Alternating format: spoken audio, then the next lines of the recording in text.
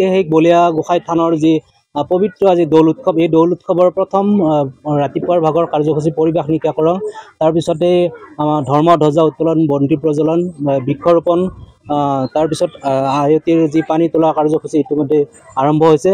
ইয়াৰ পিছতে ওজাপালি আৰম্ভ হ'ব। সন্ধিয়াৰ ভাগত সাংস্কৃতিক অনুষ্ঠান আছে। তাৰ নিশাৰ ভাগত আমাৰ নাগাৰা নাম কাৰ্যসূচী আছে। আমাৰ যি আঞ্চলিক যি ভক্তপ্ৰাণ ৰাইজ অভূতপূৰ্ব সঁহাৰি আমি লাভ কৰিছোঁ, লাভ কৰিবলৈ আমি সক্ষম হৈছোঁ। অনাগত দিনতো আমি এনেধৰণে সঁহাৰি লাভ কৰিম বুলি আমি আশা ৰাখিছোঁ।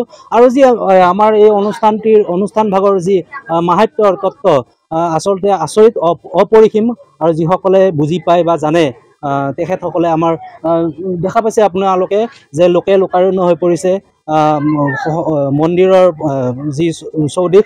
আৰু আমাৰ পৰৱৰ্তী কাৰ্যসূচীটো আমাৰ আঞ্চলিক যি ভক্তপ্ৰাণ ৰাইজৰ সঁহাৰি আমি লাভ কৰিম। আৰু অহা বৰ্ষৰ বাবেও আমাৰ বিভিন্নজনে বিভিন্ন ধৰণে দান বৰঙণি আমাক আগবঢ়াম বুলি আমাক কথা দিছে।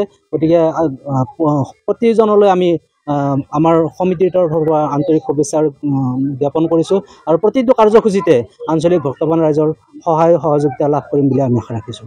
চতুৰ্থ বৰ্ষৰ যি দৌল উৎসৱ, এই উৎসৱৰ লগত সংগতি ৰাখি এই বলিয়াবা মন্দিৰত আমি আওপুৰণীয়া এই মন্দিৰৰ একো অনুষ্ঠান নোহোৱা হেতু আমি উঠি অহা প্ৰজন্মই এই অনুষ্ঠানটোৰ দৌলৰ যোগে এটা অনুষ্ঠান কৰিম বুলি আমি মনস্থ কৰিছিলোঁ। সেই অনুষ্ঠানটোৰ আজি চতুৰ্থ বৰ্ষ।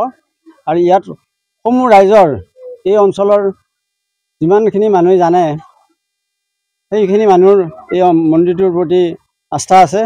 আৰু নিশ্চয় তেখেতৰ কিবা এটা মাহাত্য আছে। সেয়েহে এই মন্দিৰটোত সকলোৱে আজি আগমন কৰিছে। ইয়াত আৰু আমি পৰৱৰ্তী ইয়াত আৰু বেছি উন্নত হ'ব বুলি আমি আশীৰ্বাদ কৰিছোঁ। আৰু ইয়াত ৰাইজৰ, আঞ্চলিক ৰাইজৰ বৃহৎ কামৰূপ, দৰং, ওদালগুৰি, অন্যতম আমি গুৱাহাটী, শুৱালকুছি, এইবিলাক জেগাৰ পৰা আমি অনুদান পাইছোঁ আৰু তেখেতসকলৰ মৰম পাইছোঁ। সেয়ে আমি এইখিনি পৰ্যায়লৈ এতিয়া বৰ্তমান আহিছোঁ।